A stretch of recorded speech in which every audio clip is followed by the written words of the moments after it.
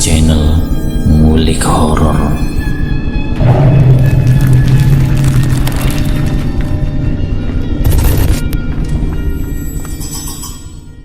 Assalamualaikum warahmatullahi wabarakatuh. Kembali lagi di channel Ngulik Horor. Channel ini menceritakan tentang kisah-kisah misteri. Kali ini saya akan membawakan kisah misteri yang ditulis oleh Ed Dioseta. Kalian juga dapat mengunjungi tweet beliau langsung ya. Nanti link saya akan sediakan di kolom deskripsinya. Oh ya, di dalam cerita ini nama dan tempatnya disamarkan semua ya, untuk menjaga privasi pihak yang terlibat di dalamnya. Yuk, daripada kita lama-lama, langsung saja kita simak ceritanya. Bismillahirrahmanirrahim. Kali ini saya akan melanjutkan kisah misteri yang berjudul Tumbal yang Tidak Akan Pernah Selesai, bagian yang terakhir. Api menyala menyelimuti makhluk itu, berharap itu bisa melumpuhkannya walau sebentar, tapi ternyata kami salah. Belum sempat kembali bertahan, Brangkaswana melesat, menggenggam tangan Cahyo dan membantingnya ke tanah. Sontak darah bermuncratan dari mulut Cahyo. Aku merapalkan ajian lebur saketi, serangan jarak jauh untuk menyerang tubuh dari Brangkaswara.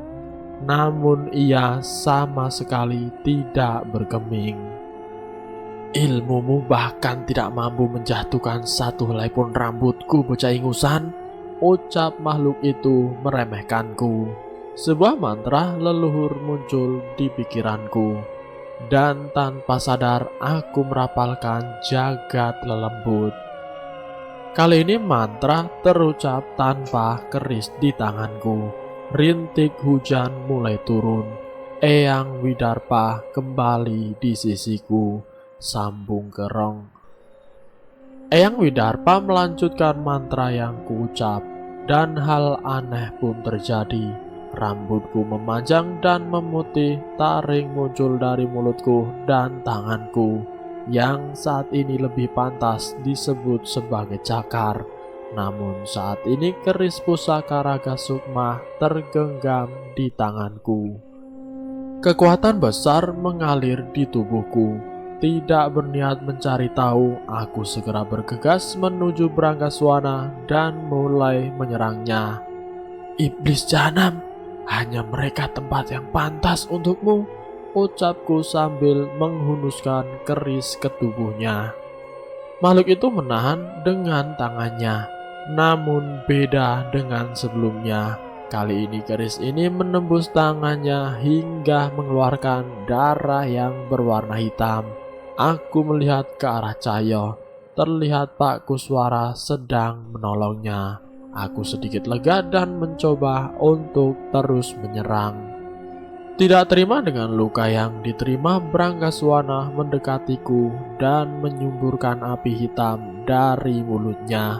Aku hampir tidak sempat menghindar, tapi sebelum mengenai tubuhku, Wanaswara menerjang Brangkaswana hingga serangannya tidak mengenaiku. Mas Danan, pakai ini, teriak Pak Kuswara sambil melemparkan mata tombak pusaka andalannya. Aku menangkapnya dan segera melemparkan mata tombak itu bersama dengan ajian lebur saketi, dan berharap itu bisa menembus tubuhnya. Terdengar makhluk itu merasa kesakitan. Sebuah luka kembali terbentuk di tubuh makhluk itu. Cahyo, Pak Kuswara, serangan ini berhasil, teriakku kepada mereka. Merespon teriakanku, Cahyo bangkit dan berlari ke arahku. Danan, naik ke tubuh Wanaswara, perintah Cahyo. Aku pun menaiki pundak Wanaswara sesuai perintah Cahyo. Segera Cahyo menyusul menaiki sisi satunya. Tanpa diperintah, Wanaswara kembali menerjang Brangkaswana. Aku kembali menarik mata tombak Pak Kuswara, mencoba menyerang kembali, namun makhluk itu menghindar. Kemudian Brangkaswana melibaskan ekor ularnya menyerang kami. namun ditahan oleh Wanaswara. "Kita bisa mengalahkan makhluk ini," ucapku pada Cahyo. Cahyo mengangguk. Dia memfokuskan mantranya untuk memperkuat Wanaswara. Pertarungan sengit terjadi. Serangan demi serangan beradu tanpa henti. Tanpa kami sadar, ratusan bahkan mungkin ribuan demit hutan ini berkumpul menyaksikan pertarungan kami. Sekali lagi aku merapalkan mantra dan melemparkan mata tombak milik Pak Kuswara. Kali ini benda itu menancap di dahi makhluk itu. "Tidak mungkin, aku tahu benda ini," ucap makhluk itu tiba-tiba. "Ini milik Chandra Dimukti. Manusia bangsat, dari mana kamu dapatkan benda itu?" ucap makhluk itu sambil berteriak sekeras-kerasnya. Kami tidak mau meladeni ucapannya. Kalau itu milik Chandra Dimukti, berarti seharusnya itu bisa digunakan untuk mengalahkannya. "Danan, tarik mata tombaknya. Kali ini kita gabungkan mantra kita," ucap Cahyo. Aku menarik kembali mata tombak itu dan menyerahkan kepada Cahyo. Sebuah mantra dibacakan olehnya. Tidak ketinggalan aku menarik tenaga dari keris Raga Sukma dan menghujamkannya di tubuh Brangkaswana. Makhluk itu berteriak dengan keras. Terdengar sebuah kekesalan terdengar dari teriakannya. "Jangan sombong manusia lemah. Jika itu milik Chandra Dimukti, maka hanya cara yang sama yang bisa mengalahkannya," teriak Brangkaswana dengan penuh amukan. Api besar muncul dari dalam tanah membakar tubuh Brangkaswana. Kulitnya melepuh terbakar, terkelupas dengan begitu menjijikan. Namun tubuhnya membesar dan matanya memerah. "Cahyo, Danan, mundur!" teriak Pak Kuswara. Belum sempat merespon Pak Kuswara, sebuah lengan besar penuh darah menyerang kami. Kami terpental dan berusaha berdiri. "Inilah yang membunuh Chandra Dimukti, perjanjian dengan neraka. Dan ini juga yang akan membunuh kalian," ucap setan itu. Tidak cuma omong kosong, tanpa sempat berdiri, wujud setan itu menginjak Wanaswara, melilitkan ekor ularnya pada Cahyo dan menyerangku dengan pukulan yang bertubi-tubi. Darah segar mengalir dari mulutku. Bahkan wujud ini tidak mampu menahan kekuatan Brangkaswana. Aku berusaha melepaskan diri namun tidak berguna. "Matilah dan jadi tumbalku," ucap makhluk itu dengan meremas tubuhku dan bersiap menggigit kepalaku. Ternyata kematian belum siap menerimaku. Pak Kuswara membacakan mantra dan mata tombak yang tertancap di Brangkaswana mengeluarkan ledakan yang mementalkan makhluk itu. Merasa kesal dengan itu, Brangkaswana bangkit dan menerjang Pak Kuswara. Mantra pelindung telah dirapalkan, namun kekuatan setan itu terlalu besar. Setan itu menghajar Pak Kuswara tanpa ampun. Kami menaiki Wanaswara dan mencoba menolong Pak Kuswara. Namun yang terjadi, semburan api dari mulut makhluk itu membakar tubuh Wanaswara. "Danan, jasad Mira!" teriak Pak Kuswara dengan darah berhamburan dari mulutnya. Kami tidak memperdulikannya dan tetap berusaha menyelamatkan Pak Kuswara. Makhluk itu kembali bermaksud menyerang kami, tapi sekali lagi Pak Kuswara menyerang dengan mata tombak dan dibalas dengan pukulan yang sadis. "Jangan bodoh, selamatkan jasad Mira. Ingat, aku masih ada pusaka pengganti raga," ucap Pak Kuswara. Mendadak aku teringat pusaka yang diserahkan ke Dio. Bisa jadi itu yang dimaksud Pak Kuswara. Kami menjadi sedikit tenang dan segera menaiki Wanaswara. Namun yang terjadi setelahnya sama sekali tidak ingin kami lihat. Brangkaswana memukuli Pak Kuswara hingga darah berceceran di mana-mana. Tidak cukup sampai di situ, makhluk biadab itu menarik lengan Pak Kuswara hingga terputus dan melumat kepalanya hingga tidak berbentuk. Aku sekuat tenaga menahan emosiku, berpegangan pada Wanaswara dan menerjang jasad Mira. Mendadak terlihat sebuah pohon beringin besar di ujung hutan ini. Setelah mendengar cerita tentang pohon ini, kami tak ragu lagi menuju ke sana. "Danan, bangun Danan," ucap Cahyo sembari menggoyangkan tubuhku. Aku pun membuka mata perlahan. Rasa sakit menjalar di seluruh tubuhku. Aku memastikan wujudku yang saat ini tidak lagi bersatu dengan Sukma Eyang Widarpa. "Kita di mana, Cahyo?" tanyaku kepada Cahyo yang masih memastikan kondisiku. "Sepertinya kita kembali ke Imaloweng," ucapnya. Nampaknya kami berhasil selamat dari kejaran Brangkaswana. "Jasad Mira?" tanyaku lagi kepada Cahyo. "Itu," jawab Cahyo sembari menunjuk ke satu sudut ruangan. Aku menengok dan menemukan tumpukan tulang belulang yang kutebak itu adalah jasad Mira. Dan di sebelahnya terlihat sesosok jasad yang masih utuh. Terlihat dari tubuh itu penuh luka siksaan yang terlihat mengenaskan. Aku mengenali juga jasad itu. Itu adalah jasad Mbah Wira. "Cahyo, kenapa kita harus membawa jasad Mbah Wira juga?" tanyaku kepada Cahyo. "Mbah Wira sangat berdosa. Hampir dipastikan dosanya tidak akan terpenuhi oleh manusia maupun di dunia ini," sahut Cahyo. "Tapi setidaknya walaupun mereka sudah dijanjikan kepadanya, dia tidak lagi milik makhluk jahanam itu. Dan soal pengampunan, hanya Tuhanlah yang berhak menilai," jawabnya. Aku paham dengan perasaan Cahyo, seolah dia tidak sudi membiarkan Brangkaswana mendapat sedikit saja kemenangan terhadap manusia. "Sudah bisa bergerak?" tanya Cahyo. Aku mengangguk dan mencoba untuk berdiri. Seluruh tenagaku sudah habis. Begitu juga dengan Cahyo. Semoga dengan ini semua sudah selesai. "Ayo, kita selesaikan tugas terakhir kita," ucap Cahyo. Aku mengerti dengan apa yang dimaksud oleh Cahyo, yaitu menguburkan dengan layak jasad dari Mira, sang tumbal pertama sekaligus syarat Brangkaswana bisa terhubung dengan dunia ini. Kemudian kami pun mengumpulkan tulang-tulang Mira satu persatu dan keluar dari ruangan tempat di mana Mira ditumbalkan.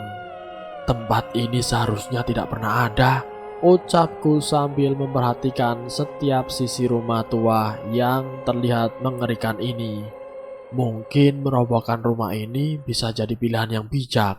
Biar warga di sini saja yang melakukan," jawab Cahyo. Kemudian kami berjalan keluar. Terlihat dari luar rumah cahaya bulan bersinar menyinari hutan yang dipenuhi dengan pohon jati. Cukup melegakan. Tempat yang sebelumnya dipenuhi makhluk halus kini terlihat sepi. Hanya serangan malam yang terdengar dari tempat ini. Entah mengapa hal ini menjadi terasa cukup aneh.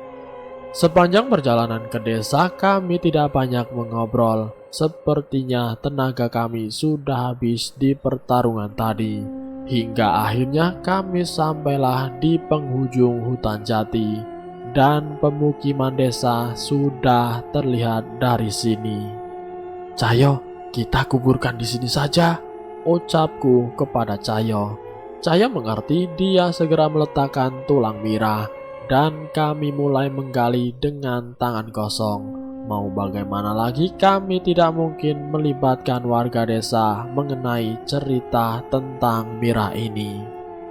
Kami menggali cukup lama, namun aku merasa cukup aneh. Sudah cukup lama waktu berlalu, tapi sama sekali tidak ada tanda-tanda subuh akan datang. Semua ini terasa begitu lama. Lubang yang cukup dangkal mulai terbuat. Kami bersiap meletakkan jasad Mira di lubang itu. Namun ada sedikit rasa tidak nyaman dengan keadaan ini. Belum sempat meletakkan jasad Mira, terdengar suara menggelegar memecah keheningan di tempat ini. Sebuah benda dari langit terlihat meluncur jatuh ke tanah dan menciptakan sebuah ledakan. "Itu mata tombak Pak Kuswara," ucap Cahyo kepadaku. Sebelum sempat menjawab, hal yang sama sekali tidak kusangka terjadi. Seperti sebuah kaca yang pecah, tempat kami berada berubah menjadi sebuah hutan jati yang dipenuhi ratusan makhluk halus. Hujan pun turun dengan deras membasahi tanah yang ada di sini.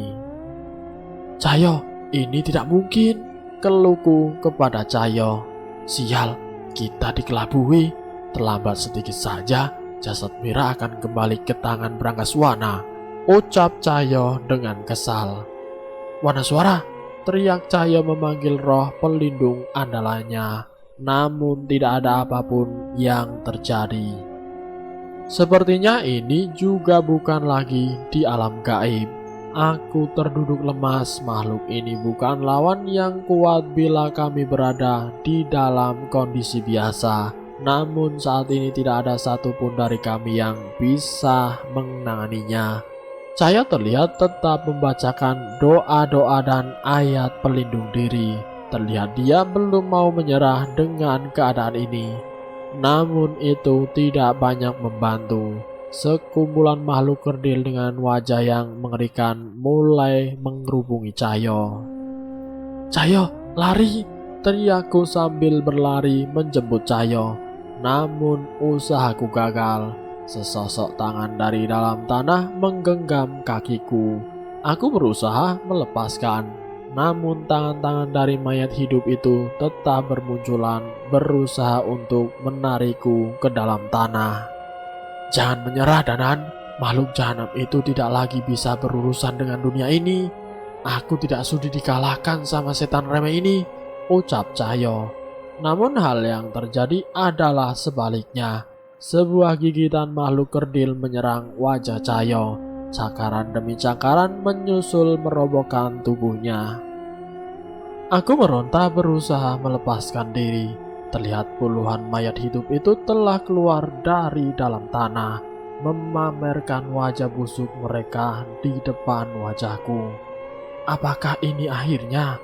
ucapku dengan putus asa. Sebuah mantra yang kukenal terdengar dengan samar. Mata tombak Pak Kuswara kembali bersinar dan menyerang makhluk yang mengerumuni aku dan Cahyo. Kami berusaha berdiri dan mencari asal suara itu. "Danan, itu!" tanya Cahyo. Sesosok pria tua berjalan mendekat dari kejauhan. "Pak Kuswara, apa itu benar Pak Kuswara?" tanyaku sambil sedikit lega dan penasaran dengan kondisi beliau. "Jadi pusaka pengganti raga itu benar-benar ada?" tanya Cahyo yang juga sedikit lega. Pusaka mata tombak terbang setinggi-tingginya ke atas dan jatuh kembali ke tanah. Berbeda dari sebelumnya, semua makhluk halus yang menginjak tanah terbakar dengan serangan itu. Kami berusaha berdiri dan mencoba mendekati Pak Kuswara. "Tunggu!" Kami terhenti sejenak. Orang itu sama sekali tidak mirip dengan Pak Kuswara. Yang terlihat adalah seorang pria tua dengan janggut putih panjang dan baju hitam yang terlihat lusuh.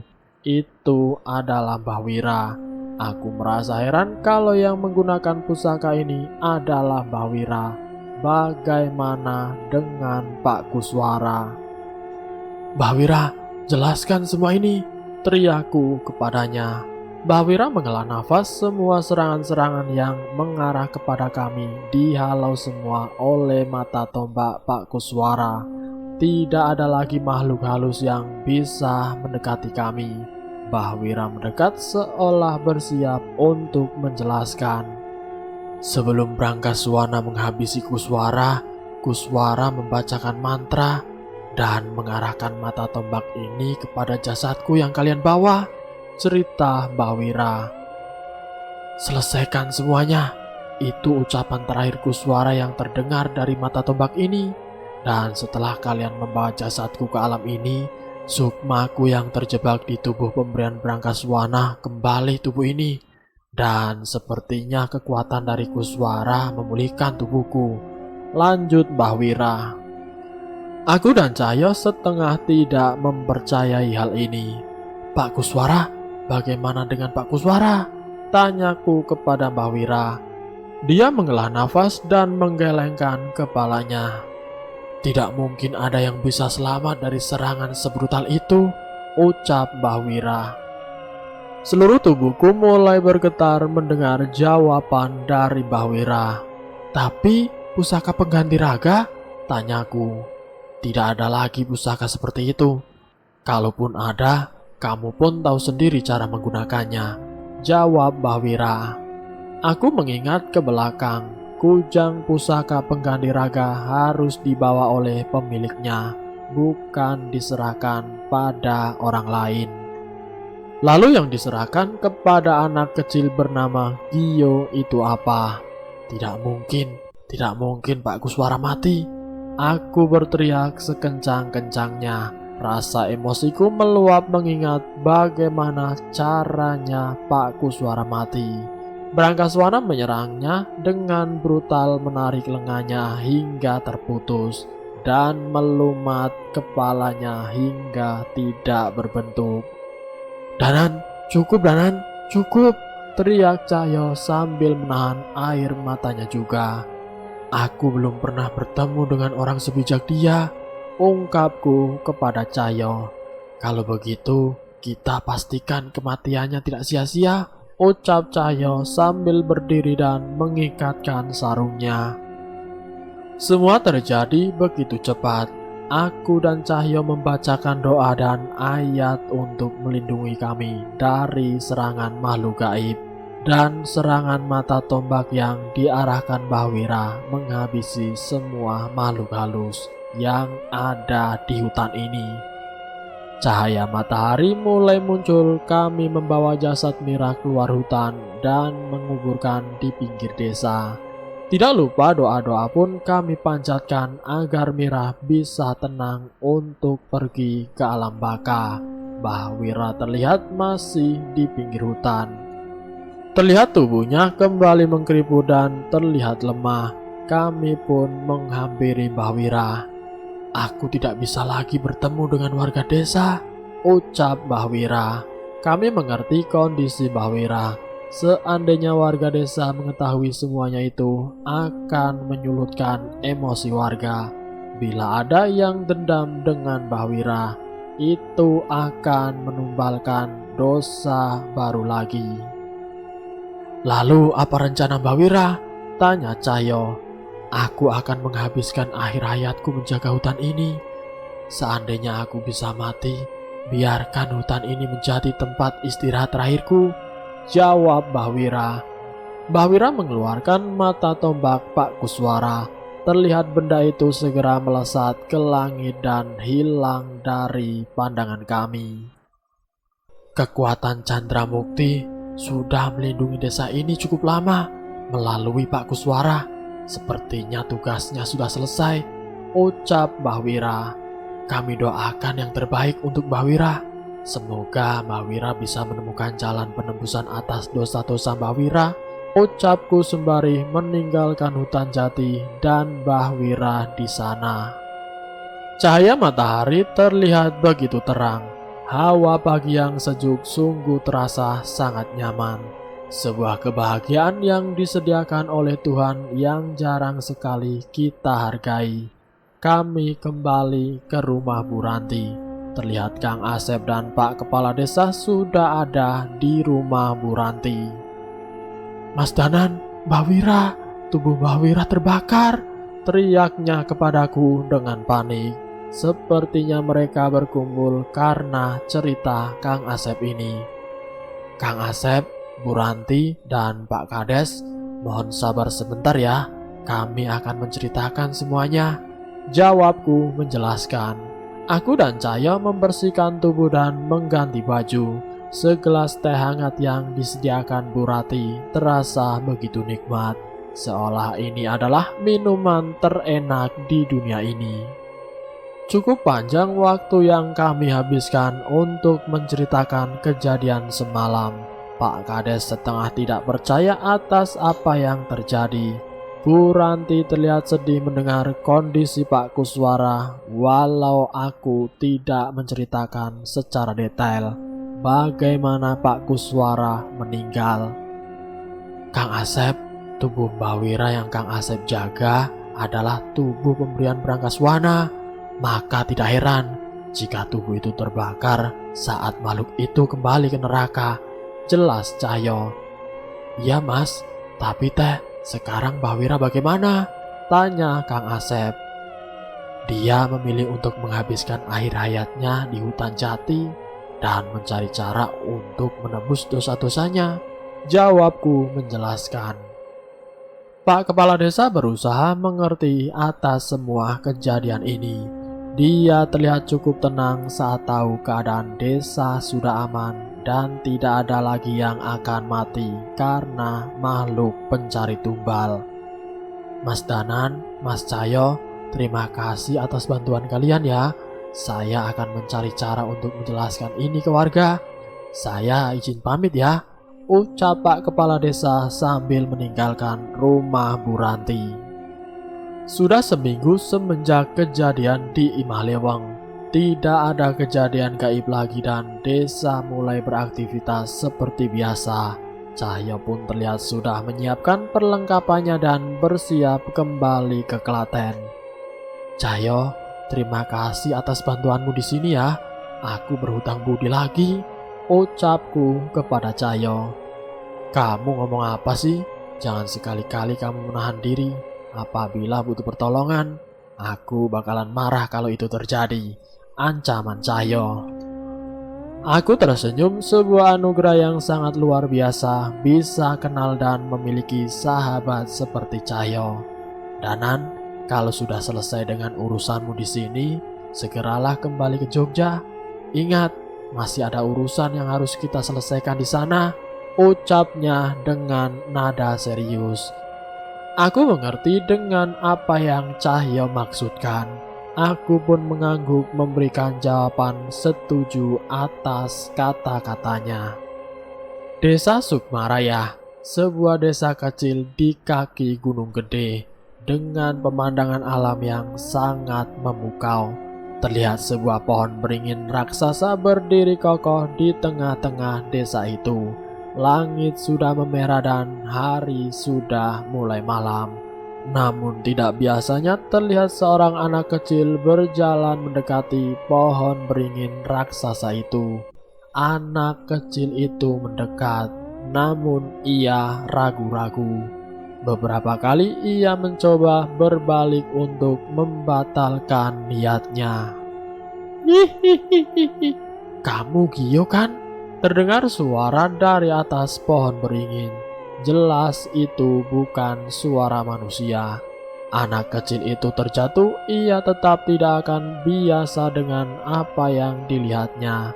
Sesosok anak perempuan bergelantungan di antara akar beringin dengan kepala yang terpisah dari badannya. Ini bocah itu memberanikan diri. Ia menyerahkan sebuah benda berbentuk kalung. Dari mana kamu mendapatkan benda ini? Tanya makhluk itu pada bocah itu. Pak Kuswara, jawabnya dengan terbata-bata. Makhluk itu mendekat mengambil benda itu. Seketika wujud makhluk itu bersinar. Dan ketika sinar itu menghilang, wujudnya kembali menjadi anak kecil yang terlihat polos. Apa yang terjadi dengan Bagas? Maksudku Kuswara, tanya Mira pada bocah itu. Pak Kuswara sudah pergi duluan, kamu sudah bisa menyusul, ucap anak itu dengan polos.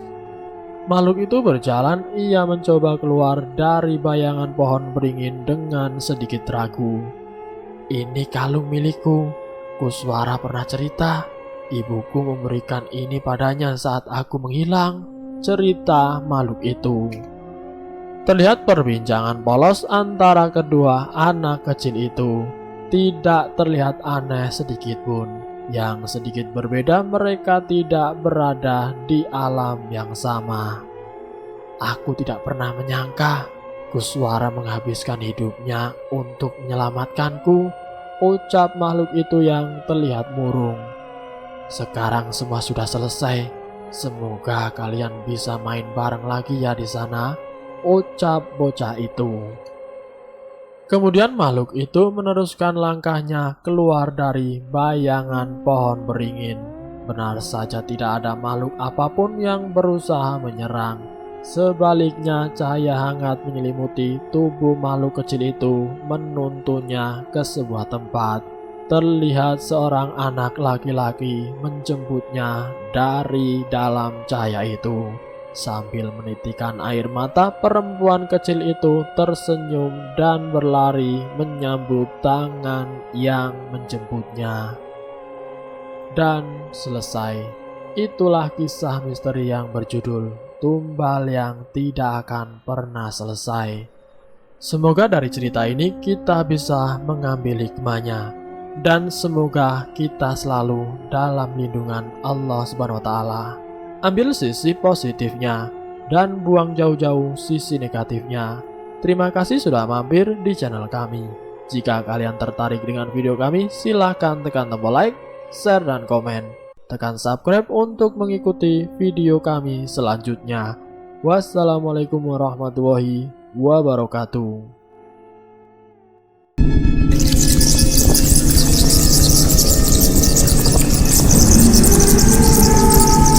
Selamat datang di channel Ngulik Horor.